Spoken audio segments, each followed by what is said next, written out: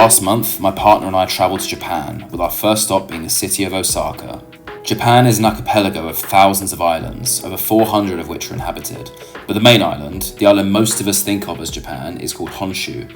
Osaka is located towards the centre of Honshu and is roughly 250 miles from Tokyo. Osaka is one of the three major cities in Japan, the other two being Tokyo and Nagoya, and the third most populous, with an estimated 2.7 million people living in the city. Osaka is an important financial hub and is home to renowned Japanese companies like Panasonic and Sharp. Osaka was previously known as Naniwa and served as Japan's capital well over 1,000 years ago. You can fly into Osaka directly, but we landed in Tokyo, then took the Shinkansen, otherwise known as the bullet train, which takes about 2.5 hours and cost us around £80 or $100. We stayed at the Osaka View Hotel in Honmachi, which is just a 5-minute walk from Honmachi Station, where you can take the underground or metro to popular tourist spots like Dotonbori, Shinsekai, Osaka Castle, the Umeda Sky Building, and Universal Studios Japan.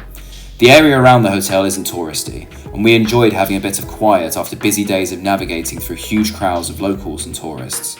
We stayed for 3 nights, which is only just enough time to see and do most of the things we wanted to. The Osaka View Hotel cost us around £40 per night, or $50-ish. It's pretty standard fare for Japan. The staff are incredibly friendly and helpful, but the standard room size is small. You won't be opening more than one suitcase on the floor at a time here. The hotel, like most others, offers free amenities like shaving cream and body towels, and had a nice guest area with free tea and juice open in the afternoon, which was a nice touch. I recommend it as a convenient and affordable place to stay in Osaka.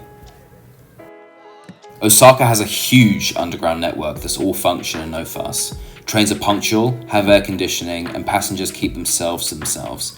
The train map can feel intimidating, but Google Maps does a near perfect job of getting you where you need to be. Just make sure you always leave stations from the correct exit, as doing so can save you tons of time. You'll need a travel card to get around. You can no longer get physical travel cards, but you can add either a Suica or IC card, the two most common travel cards, to your Apple or Google Wallet in seconds. Convenience stores are everywhere in Japan, and Osaka's no exception. The main ones are 7-Eleven, Family Mart, and Lawson. Each offers an absolute treasure trove of meals, snacks, and drinks.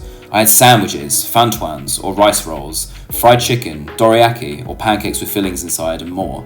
All of it was delicious, and I really encourage you just to pick things up and give them a try like we did.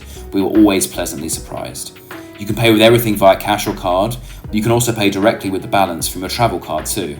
That's not the case for a bunch of other stores in the city though, so always have some cash to hand.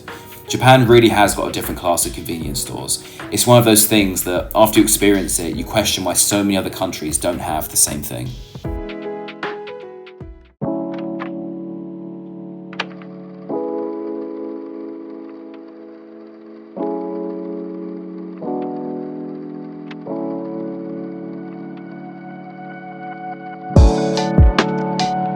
Osaka Castle is a must-visit for anyone remotely interested in Japanese design and history. The castle keep you see today is a concrete reproduction completed in 1997. The castle was originally built from wood and reconstructed multiple times due to conflict and natural disaster. Seeing the keep and exploring the 15 acres of castle grounds is incredible, but don't skip out on the museum inside.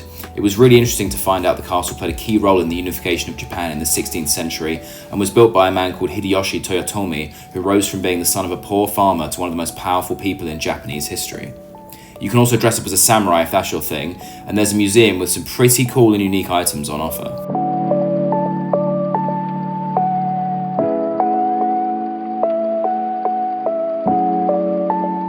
Then there's the view from the top. The keep is 5 stories on the outside and 8 on the inside, so it's not the highest view you'll get in Osaka by a long shot, but seeing the sprawling castle grounds below, along with some of Osaka's famous landmarks from the top of a beautiful Japanese castle, is something I'd highly recommend. I also recommend heading to the Hokoku Shrine south of the castle keep. It's one of several shrines built in honour of Hideyoshi Toyotomi. The huge statue of him outside gives it away. It's a small shrine, but when we went it was pretty quiet and was where we drew our first omikuji, which is a random fortune written on a piece of paper that's famous in Japan. You typically pay around £1 or $1, then you get to draw a stick from a large box that has a number written on it. From there, you'll get your fortune slip that will tell you if you're lucky or unlucky.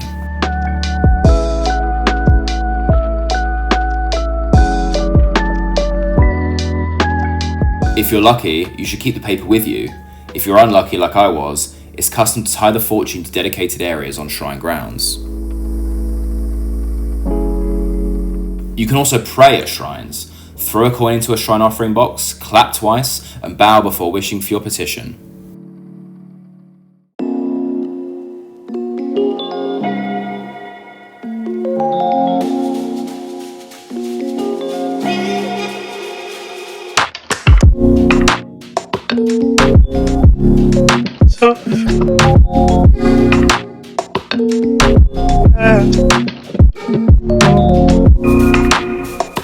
Dotonbori is easily the most touristy place in Osaka, but for good reason.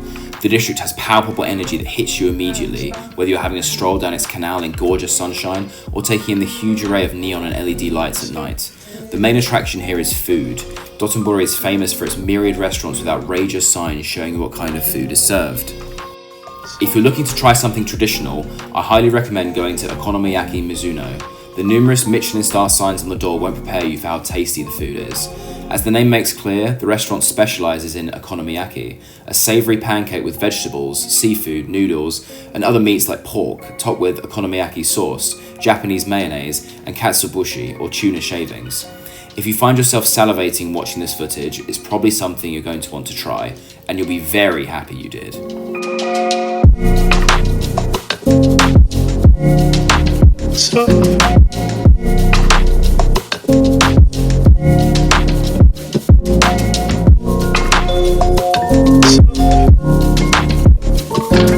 That's just one of many places to eat in Dotonbori though. My biggest piece of advice, and this goes for eating anywhere in Japan, is don't be married to the restaurants you've seen in other travel videos and blogs. The truth is, most restaurants and food stands do great food, and we had our best meals at the places we stumbled upon and thought, yeah, let's give that a try. Shout out to the takoyaki you see here, definitely give it a try if you like octopus. It's hard to miss the Glico Man in Dotonbori. The sign has been there since 1935. You're looking at its 6th version that was installed in 2014. The Shinsaibashi-Suji is a huge street lined with shops located right opposite the Glico Man. It's got everything from Uniqlo and Onitsuka Tiger to Rolex and Cartier. Even if you're not a big shopper, it's worth taking a look as some things might be a fair bit cheaper due to the current Japanese yen exchange rate. Naturally, there's food there too. We stopped at this Japanese dessert shop called Pablo, famous for its cheese tarts. They were delicious and I highly recommend them. It can be easy to mistake the Don Quixote Ferris wheel, otherwise known as the Ebisu Tower Ferris wheel, for another one of Dotonbori's extravagant signs and decorations. That's especially true because it was closed for 9 years due to a mechanical fault, reopening in 2018. But this really is a ride, and quite a unique one at that. It's a pill-shaped Ferris wheel with 32 gondolas that each take about 15 minutes to get all the way around. In case you were wondering, the penguin plastered all over the ride is Donpon, the mascot for Don Quixote, which is a huge discount store chain in Japan. The Ferris wheel is a great little distraction when you're in Dotonbori. It's pretty cool taking in the views from your own little personal pod. Just a quick heads up, it doesn't open until 4 PM and closes pretty early, around 9:30 PM.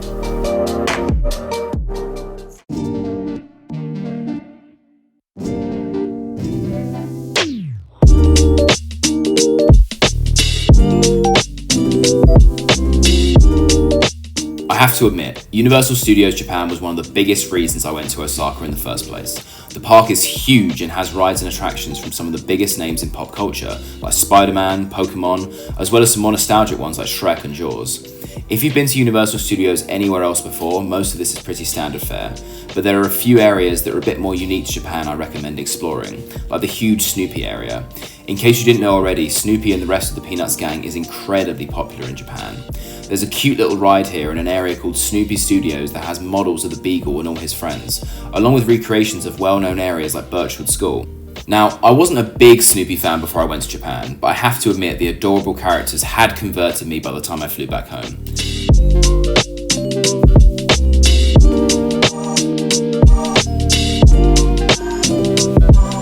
For me though, all the shows, rides and restaurants were merely distractions while I waited patiently for my entry time to Super Nintendo World.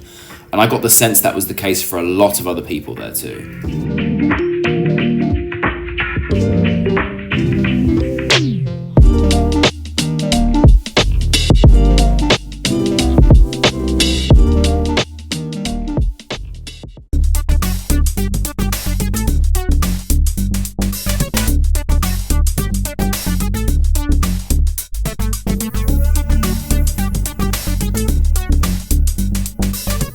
And there it is. I'd seen other YouTube videos and read about it, but nothing really prepares you for the surreal feeling you get stepping into Super Nintendo World for the first time. You can't help but marvel at the painstaking level of detail that's been put into crafting every part of it. Whether you've been playing Mario since you were a child like me, or if you've only dabbled in the occasional game or two, you owe it to yourself to experience what has been built here. Purchasing a wristband lets you play 5 or so minigames which net you coins which can be transferred to Mario Kart 8 Deluxe on Nintendo Switch. Naturally, Mario, Luigi and Toad are also around for photo ops.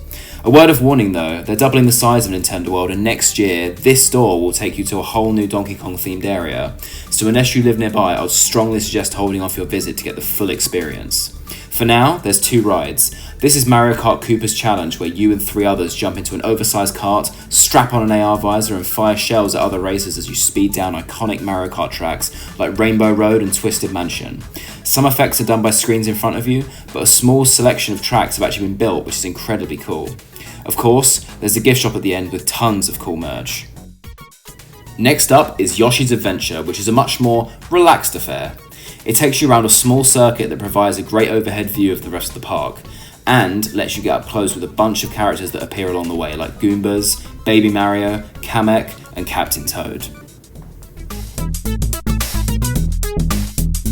Then there's the 1UP Factory gift shop, which is the main gift shop in Super Nintendo World.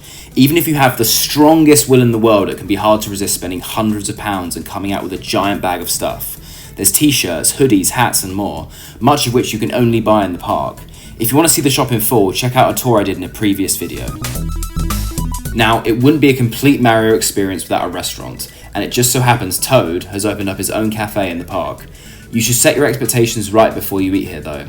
You're not going to have Michelin star food, but you are going to have an experience that will have you smiling from ear to ear with tons of references to Mario lore.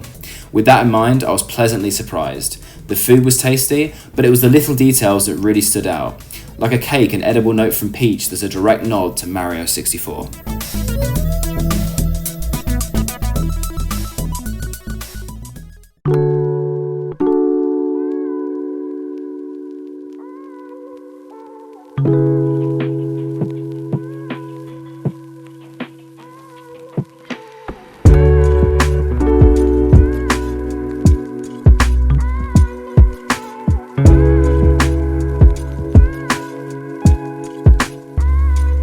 Believe it or not, the Umeda Sky Building is only the 19th tallest tower in Osaka, but it's easily one of the most recognisable thanks to its pretty remarkable architecture. The building is made up of 2 40-storey towers connected at their 2 highest floors, and by a bridge and 2 escalators, the latter of which provide amazing views as you ride up and down them. The building was designed by Hiroshi Hara, who originally envisioned it as 4 interconnected towers before 2 were scrapped. He's the same person that designed Kyoto Station, which also has a remarkable design. The observatory at the top provides 360-degree views of Osaka, but I think is especially incredible at night. It's very easy to get lost watching the world go by. I'll let the views speak for themselves. While I do, I'll also tell you a few recognisable names have offices in the Umeda Sky Building, including Mazda, AstraZeneca and Platinum Games. If you're heading up to the Umeda Sky Building with someone you're fond of, you can purchase a love lock and secure it to the top. You'll have to book them in advance if you want one though, so just bear that in mind.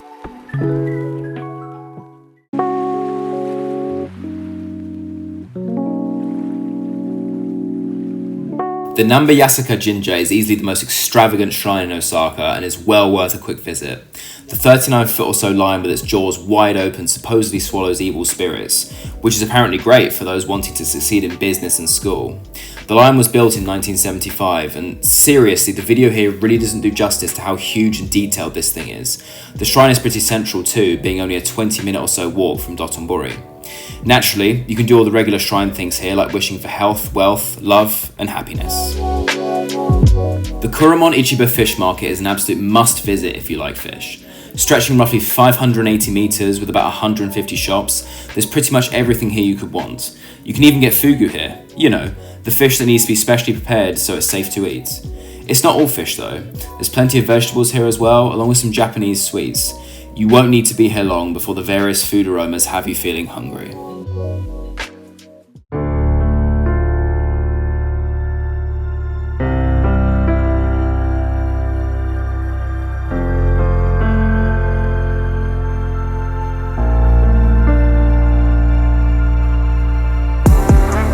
To To me, Shinsekai feels like Dotonbori's little brother.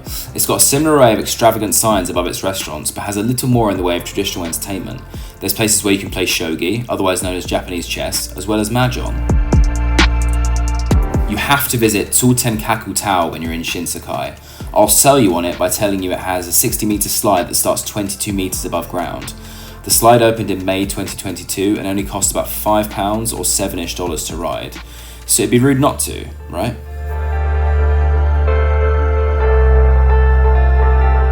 After that, you can head up to the observation deck, which takes you as high as 91 meters.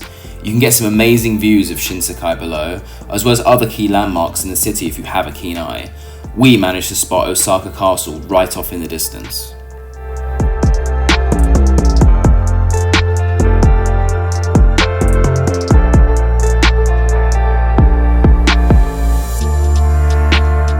You also get a great view of Umeda Harukas, which was actually the tallest building in the whole of Japan until earlier this year when construction completed on a new tower in Tokyo.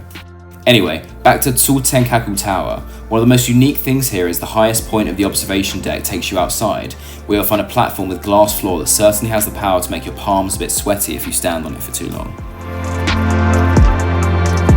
The last place I'll give a shout out to is a restaurant called Ramen Tendo, which served absolutely delicious food, gave amazing service, and was incredibly cheap to boot. I've left in footage of some other cool things I didn't have time to mention, and don't worry, you can find links to everything you've seen in the description of this video. I just want to end by saying Osaka is the first Japanese city I've visited, and I think for that reason alone it'll always be special. I really can't recommend it enough, and I hope this video helps you plan a visit there. If it did, let me know by leaving a comment and giving it a like. All that stuff really does help new audiences see this video. And please, subscribe to this channel if you're a new viewer, as there's plenty more content coming. Next up, we're heading 25 or so miles east to Kyoto for another travel guide.